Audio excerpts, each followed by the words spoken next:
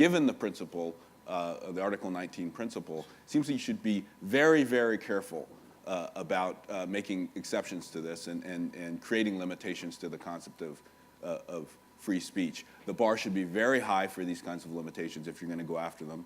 And it should be higher still if what you're talking about is building some kind of mechanisms to do that into the network itself through filtering and these kinds of things. It may be obvious to people in this room why there's a difference, but I can tell you that the more limitations that we put on free speech in the Western world, in the places where free speech has been a bastion of our societies, the more the other countries that don't have that look at it and they say, aha, we're doing the same thing as you, and it's okay.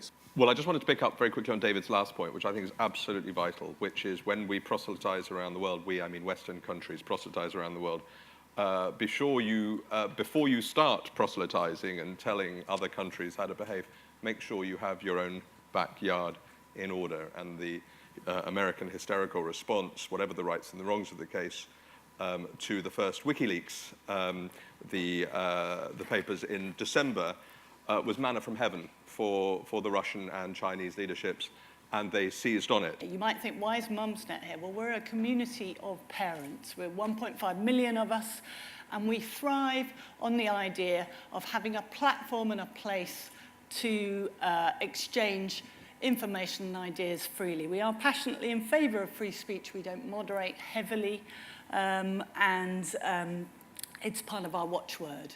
But it would be ridiculous to pretend that we think there shouldn't be some limits to free expression on the internet. And as parents, I think a lot of our concerns centre around issues around child safety. But we do think that accessibility to information is key, and where we see it being cut off, we think it's important to step in, and do something to try to remedy the situation. Twitter was something that was used in the Middle East to great effect in some of the demonstrations, and of course when the internet was shut down or Twitter itself was shut down, we came up with something with some other folks around speak to tweet, right? So you could actually tweet through your phone and so forth, and those kinds of things. Applying a little creativity and innovation to keep the channels of information open is a role that we can play, and we should do more of it. I'm slightly worried by this assertion that seems to gain common currency, that the internet is a moral force for good. Very good things, and academics are looking at and will, with hindsight, will produce, I think, considered verdicts on the extent to which Twitter and Facebook and others did engender or ride on the wave of revolutionary work in Tunisia, Egypt, and elsewhere. But obviously they had a massive impact. The internet is a thing. It's a tool. It's a medium in which those using it, just as they, in 1989, used the photocopy machine, choose to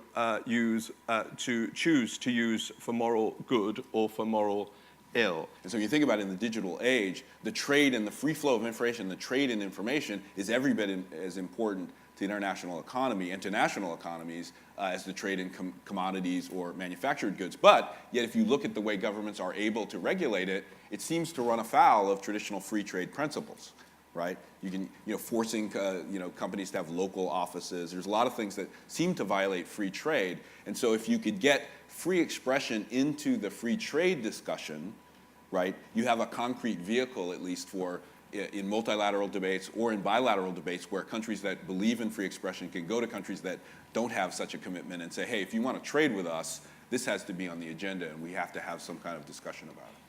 I wonder whether the panel would comment on the fact that we seem to be going beyond, I'm a lawyer, and we've gone beyond the constraints of the law. I think this morning someone said that technology has won, and indeed it has.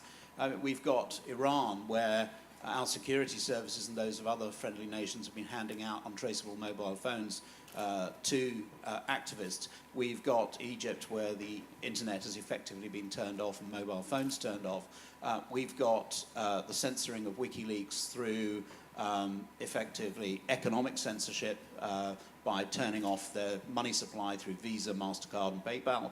and also denial of service attacks. So actually what is happening is that the states seem to be resorting to extra legal censorship. And I think the challenge for the future is, how do we deal with states who are behaving in that way? How do we regulate them? It's a search engine. It's not the repository of the web, right? If you take a link off Google, it's still on the web, right? And someone can still easily find it through another search engine, or with an address, or there's all kinds of ways to find things. What we're saying is what duty is there for us to try and protect an 8-year-old, which is the average age in this country that someone first negotiates the internet, from stumbling across images that are potentially and material that is potentially very damaging to them. And I'm not saying that this has to be something that should be regulated. I think we need to have an intelligent conversation, and that involves parents taking some responsibility, getting a bit more clued up. But the fact is that parents don't, on the whole, really have a handle on this stuff. They don't use Google Safe Search as much as they should. They don't download internet safety stuff as much as they should.